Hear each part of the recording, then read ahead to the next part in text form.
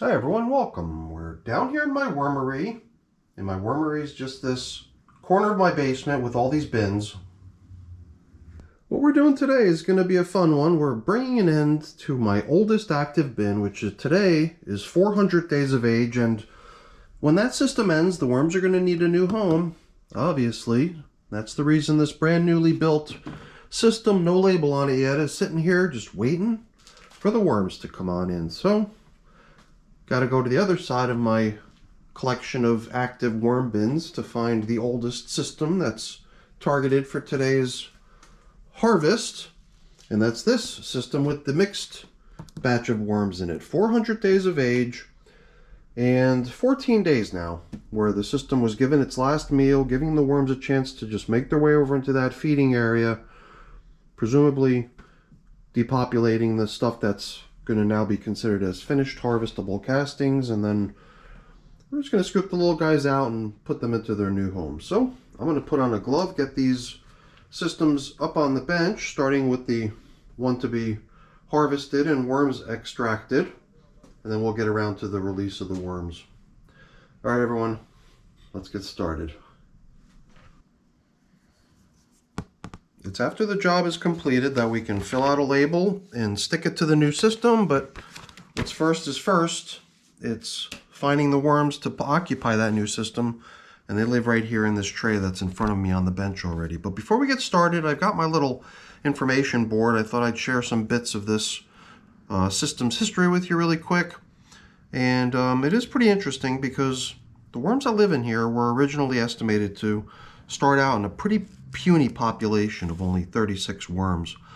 And that's because I watched the video 400 days ago that I prepared of it, and it was using words like escape and flee, or whatever the words were. It was kind of an evacuation, like an emergency evacuation of whatever worms did survive this wicked die-off into a nice fresh load of bedding for them to collect in and get hauled out of their old system. Their old system actually used to be this tub right here, but the bin that they were originally launched into was this small green tub in which they lived for 112 days, after which they were moved into here, back into here if you want to consider it that way, for an additional 288 days.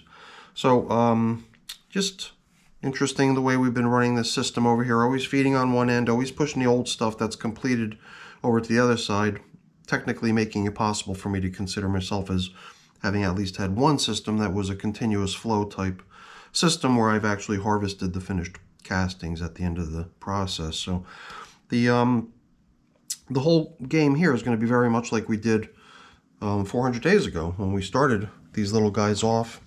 We scooped them out of their old home. What remained was the depopulated castings, and afterwards we gave the worms a new home and moved them into their nice new environment. That's what we're going to do here for them today. I've been periodically coming in and giving this system a quick little treatment due to the presence of these little flying insects.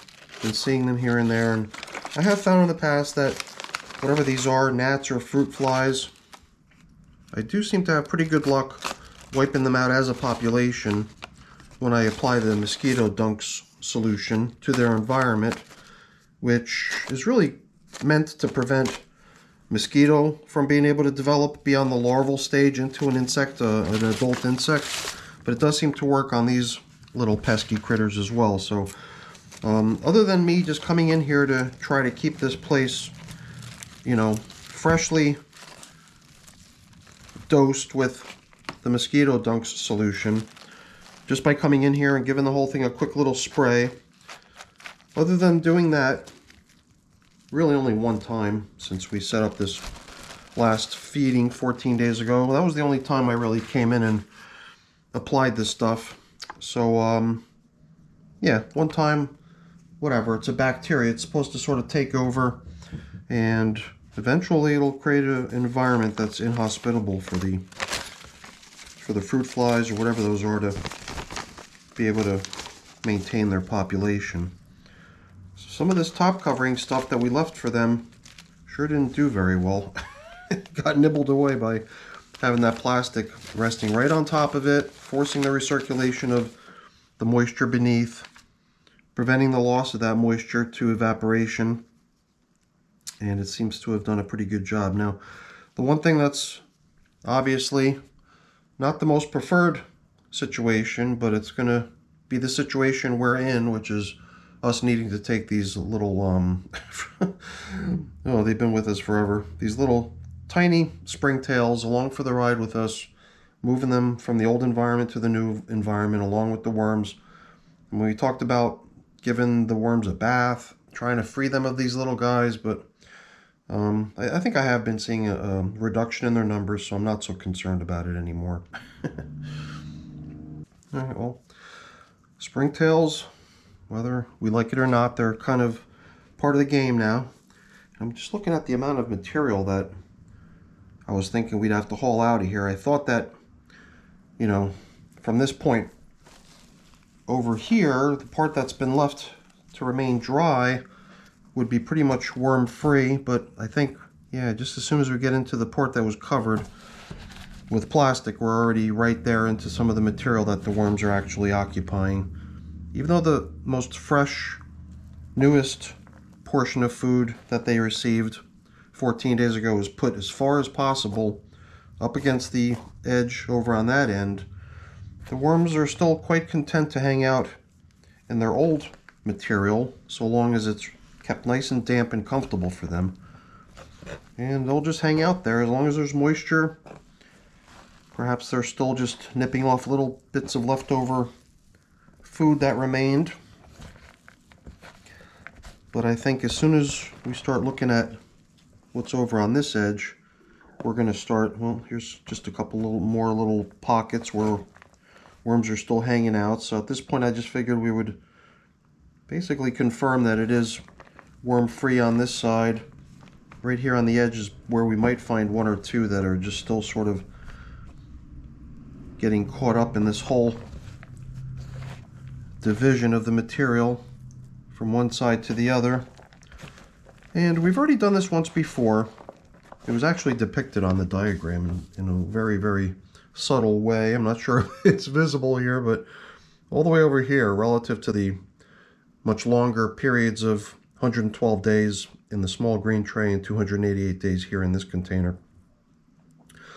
This just shows that 34 days ago, prior to today, we came in here and we did actually scoop out a good bit of finished castings, and those harvested castings did end up going out into my garden and nourishing some of my veggies in my garden. So I'm sure that those plants were quite appreciative of getting that nice little fresh batch of castings.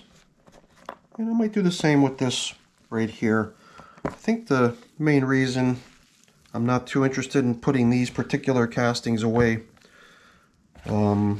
like into storage, because I just guess because of the springtails being so heavily populating this system. And I know that if you just look through this stuff, you don't really see any springtails at all. I mean, the springtails are smart enough to be over where the moisture and the food and everything else is. So over here, it's not too surprising that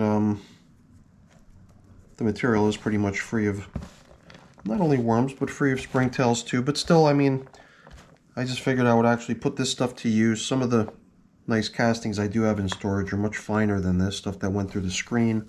This stuff I just figured I would treat it as usable as is, directly out of this container, and put it to good use outside in my garden right away. So 36 worms. I keep, every time I work on this system, or at least in recent times, I'm always finding myself going back to that whole concept of this population starting out with only just a few dozen worms in the very beginning. Definitely doing great from the perspective of bouncing back after a tough time. And if you were there with me on that video 400 days ago, then you would have contributed to that estimate of 36 worms. Moved out of that old environment and into their new environment to sort of start anew. Here and there we're starting to bump into a little bit of A little bit of the the bedding material that we included with some of the recent feedings. Some of it might only be as old as the last feeding 14 days ago. So the worms are getting introduced to their new home with a little bit of seasoned bedding to go along for the ride. But hopefully the stuff that I built for them over there in the new container is going to be to their liking. It's a whole bunch of just shredded paper, cardboard, some leaves mixed in. And my box of leaves over here is actually newly replenished and topped off. I think I only used it for 1 or 2 systems so far, so there is a good bit of leafy material over in my storage box. So I thought we might even top off today's worm release with a little leafy camouflage to top off their new space. And I've also got some novel new food that I want to include with today's worm release too, because their new system was built with bedding only, so there's no real food waiting for them in the new space. And I think, as we've already kind of realized from looking through this stuff, over the past 14 days they've done the number on whatever food they were given last time, because I don't see anything other than leftover bits of bedding. So you know what, I'm gonna have to find a transport container that we can fit all this stuff into so we can get them over into their new space. I'm almost wondering if it might just be easier to scoop out the castings and then dump them straight out of their old home into their new home. That might actually be the way to play it. You know what? Let me do just that. I'm going to get another container, something that I could put all these castings into and use that to haul them outside.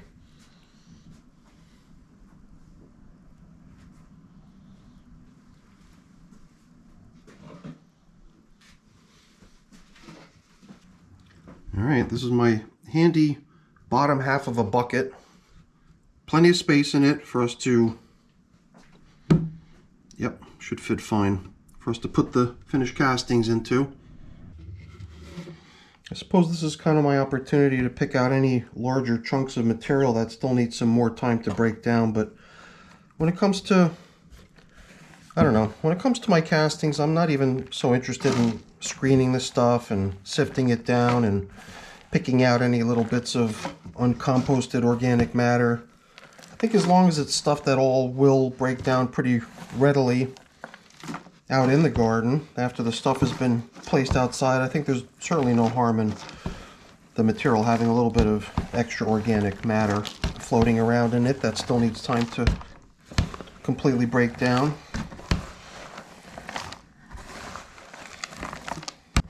Well, I think we've got the better portion of it. A little bit's on the table too. Oh well, a little bit of a sloppy job. But I'm glad that we're doing it this way, you know, because not only do I feel like I need to dump out this big pile of stuff that's got all the worms in it, but I'm also very curious of something that traces back to the very day we originally placed these little guys into this container, which was what's going on underneath. So I'd always wondered, and I never indulged my curiosity as to whether anything ever made its way down there.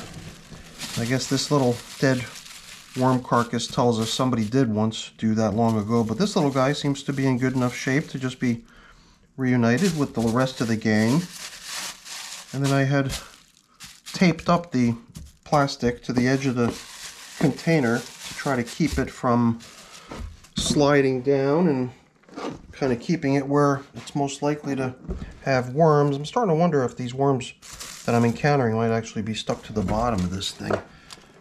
Yeah, maybe. I have to look at this a little bit more closely, so why don't I do that? And then I think we're almost at that point where we can release these little guys into their new home. Well, the somewhat novel food item that I made reference to earlier is this stuff right here. I took a bunch of old corn cobs, and it wasn't even just corn cobs, it was corn on the cob. The corn was all on the cob, all the kernels were there. Stuff was left to dry. I would say it was probably a good 6 or 8 corn cobs that were left to dry, and then they were even sort of forced to dry by being placed in the oven for a little while. These were compliments of my mom. She gave them to me dried out, and then I chopped them into little round discs and let them rest out in the sun to dry even further. And then I ground them up, and what I was left with was this stuff. And the only reason I've been keeping this stuff in the freezer, because there was a little bit of moisture content, and I worried about the stuff becoming moldy. So I figured I could prevent that from happening just by freezing it, but I think it's not so damp that it's going to stick together. I think this stuff is going to flow pretty nicely in a powdery form. And then, you know, other stuff that's kind of small particle size stuff for them is a day's worth of coffee, as well as some grit, which this system was not built with any grit. So they'll need that to accompany their food. So without any further ado, I think we're ready to get these little guys released into their new home. So kind of glad that we were able to separate the worms from their lower container. So I did manage to scrape off a few more chunks of material from the bottom. There were a few worms in it, and then I did my best to collect up all that stuff, at least the chunks that had worms in it, and then introduce it back to here. So yeah, let's get these little guys released. And now, as always, every time I'm starting off a new system, it's a little bit of a tradition here anymore for my viewers to all provide a comment letting me know how many worms they believe they saw during the worm release, so we can average all those numbers together. That includes a guess from me too, weighted no differently than everyone else's, and then we arrive at the estimated population of all my systems that way. Let's not forget, this population of worms right here started out 400 days ago as an estimated 36 worms, and that 36 estimate was, you know, there too produced with everyone's input, as far as all the viewers providing their guesstimate.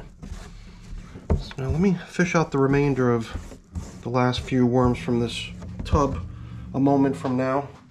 I'll get back to that shortly. So we don't want to leave anyone behind, but the bulk of who we bought over are here in this mound, spread out in little sections that have greater concentrations of worms hanging out in it.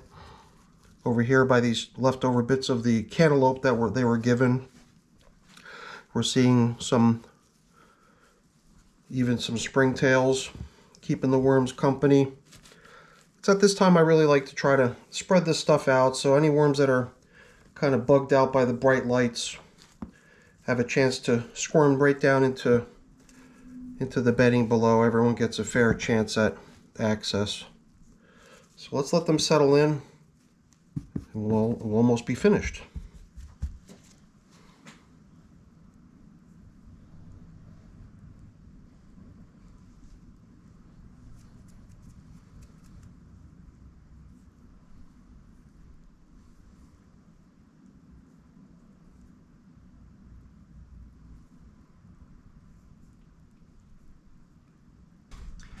Alright, hopefully everyone's got their estimates. Whatever your estimate is, don't forget to write it into the comments, but don't forget to also factor in this maybe 8 or 10 additional worms I found remaining. And one of them just flicked off my finger, so let's not leave him stranded out on my paper tablecloth. That would not be good for them. The only thing remaining is to provide this population with the feeding. It's been 14 days since they last fed. They got that cantaloupe melon. There's a little bit of cantaloupe melon rind remaining here or there. Certainly not going to amount to much as far as a feeding goes, so this launch of the bin is going to go hand in hand with a feeding and an application of the grit that I use. Is the grit that I'm using is pulverized eggshell, and I think we could be pretty generous. They should appreciate this stuff. They'll definitely come up and nip this stuff off. There's also a day's worth of coffee, and as you might have noticed, there was actually 2 coffee filters. So maybe we'll just sort of treat them to having 2 feeding zone indicators so that they can feel like they're really in a huge new home. And I would say relative to their old home, this is pretty huge, and it has the potential to get a lot more huge. I think as far as, you know, length and width, it's the same size, but it's the depth. This is a somewhat deeper container than what they used to live in, so we'll be able to stack up their environment a little bit deeper this time. And as you might have noticed, there's really no one end that's going to be fed, no one end that's going to be left as the spot where the finished castings are. we're not going to bother with that too much. But you know what? Here I am preparing to lay down the feeding zone indicators without having completed the feeding, right? Because we gave them coffee, and that's fine. But, you know, let's leave that piece of paper there. We'll just cover that up with the last little experimental chunk of worm food. And I guess this would have started out as a solid chunk, as just a corn cob.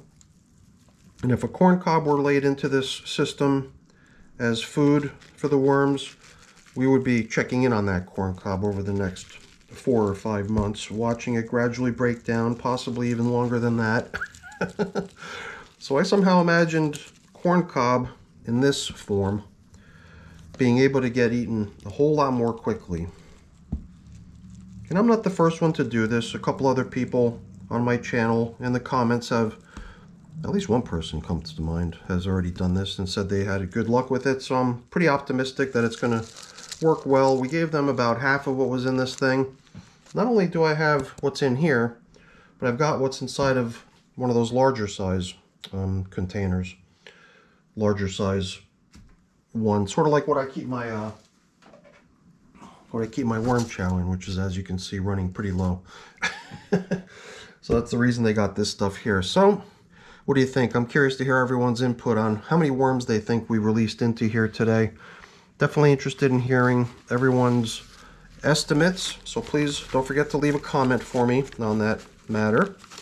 And then, you know, all these things that were serving as top coverings in the old system, might as well just put them back to work in that same function.